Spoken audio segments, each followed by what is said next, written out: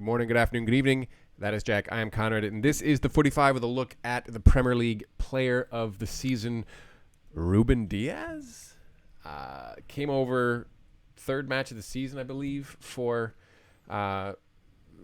City from Benfica, 62 million, 61 million in change. This was not a bad defensive side for City. In the prior season, they conceded 35 goals. This past season, 32 goals. But he just gave them consistency. The 15 shutouts, I think, were an improvement on the year prior. But he was a steal for that team. I mean, he was the other options were Kevin De Bruyne, Harry Kane, Bruno Fernandes, Mohamed Salah, Mason Mount, Thomas Souček, Jack Grealish.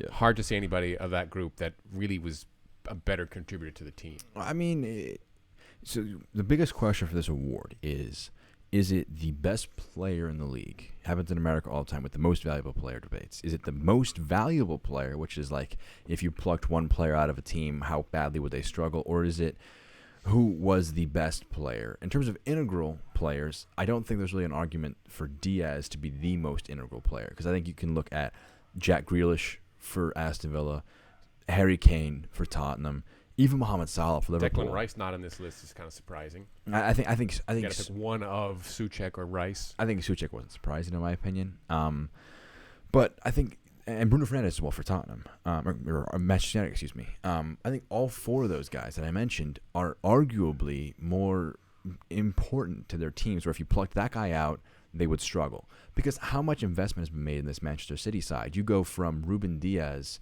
to next man up, it's John Stones, Aymeric Laporte. Clubs across Europe would die to have that be your unbelievable depth back there. So, and it's not meant to be an attack on Manchester City or that he should be victim to the great side he's in, but it's just a case of how much do we lean this on who won the title, right? Because last year this award was given to Jordan Henderson. The PFA Player of the Year was given to Kevin De Bruyne. I think that's probably what could happen this year. I think this one might go to RUBEN DIAS. The PFA Player Award, which is going to be announced tomorrow when we're recording this, I think I should go to Harry Kane. First guy in about 2+ decades to have top goal scorer, top assister. I was a bit upset that he didn't win this award either, because he was such a good player this season for them. And he finished seventh. I was going to say they were terrible. They were seventh. And he still managed to put up those numbers and carry them to be seventh.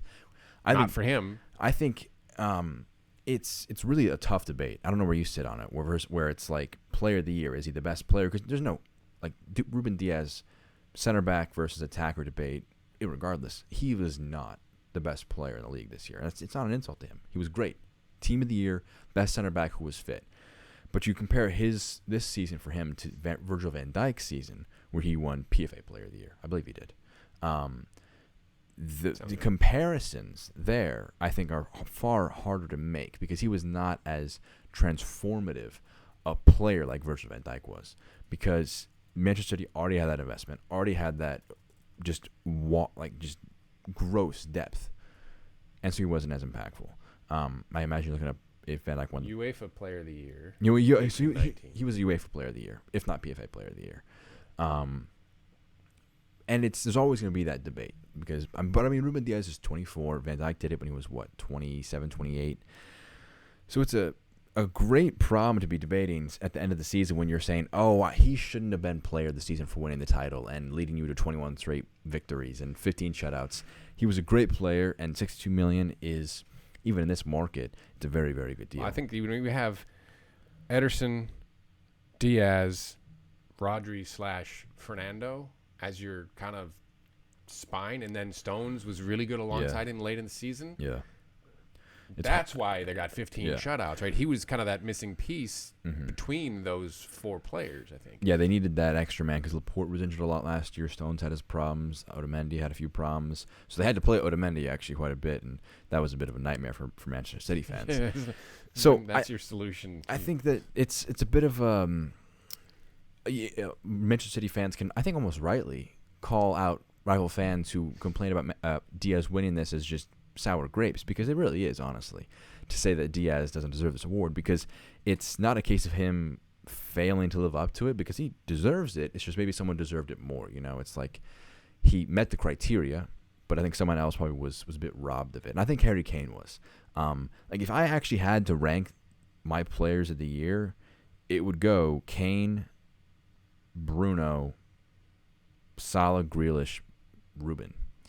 That's how I would put it, because you think about where they would be without him, and Salah's goals got Liverpool third.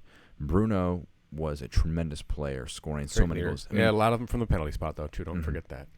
I understand that debate. Like, it's like, oh, I scored from the penalty spot. Yeah, I mean, they count the same. It goes in the back of the net. I prefer the open play. What is it? What's the value on where you playing 90% of your value from open play? The most, it's Portugal. We'll have a Euro preview show in a little bit.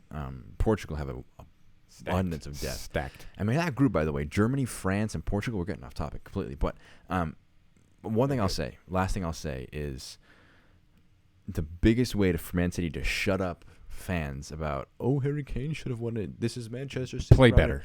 No, not well. First, play better. Most notably, the other way is just sign Harry Kane. Just go buy the guy who you're arguing should have been player of the year. And it's like, so maybe it's one of our now new players.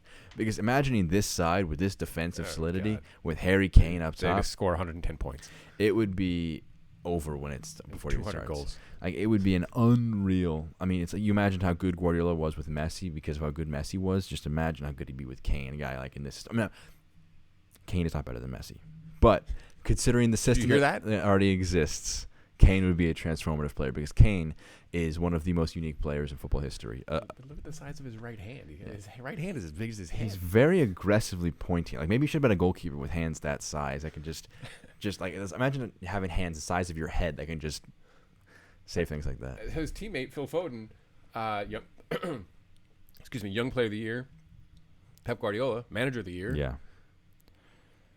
Is that mean De Bruyne actually is going to take? That would be funny if De Bruyne just won that. He should not win that. He shouldn't even been in this discussion. Like, if he wasn't named Kevin De Bruyne, he just had his stats, his limited appearances due to injury, he wouldn't have made it. I mean, it's not unfair to say that he was limited this year due to injury and doesn't have the giant hands of Ruben Diaz, who very aggressively points in your face, and he points like that. His hand is much smaller in this photograph. I'm very excited for next season, though, hoping that Manchester City do not sign Kane, though, because if they sign Kane, then having probably the two best players in the Premier League, it's a race for second. It's literally just a race for second at that point. And even Liverpool signed Mbappe and Haaland. It doesn't even matter. like, City would just have a system so unbelievably ironed out with such unbelievable depth that maybe they could actually win the Champions League. And I keep on saying the last thing I'll say, but this is, I think, Ruben Diaz embodies City's recruitment. You can say, $62 million in this side that spent so much. It's a great price, but it was a great price, because you think about $75 million for Van Dijk. This is almost as good a deal as Van Dijk. I was gonna say better, but Van Dijk, what he won, the Champions League, the Premier League, he hasn't won a Champions League yet, so I won't say better. But only one season, right? Yeah, Champions League exactly. final. The potential for Ruben Diaz at Manchester City is unbelievable. And what they did is they do this every year without fail. They sign like 2 or 3 players to integrate into the team and spread out your spending. So that way you're not like Chelsea, where you sign half a dozen players and you're like, why did 2 of them not succeed? Well, you were trying to bet in 6 players. A few of them were like Hakim Ziyech. Werner struggled this season a lot. So I think City have done this right. And yeah, you can argue about the spending, but it requires intelligent spending. There's always the comparison between United, what they've spent on Harry Maguire and Ruben Diaz. And people like to say Maguire was better than Diaz because of his stats. If you are a person with a functioning... Not in today's football. If you are a person with a functioning frontal lobe and think that Harry Maguire is better than Ruben Diaz... No. Sport's not for you. Not a debate. It goes Van Dijk, Ruben Diaz, then Harry Maguire. Jack, Conrad, Footy 5, look at Ruben Diaz, Player of the Year, ? Let us know what you think in the comments. Subscribe, look for us on the Twitter @TheFooty5. Take care now.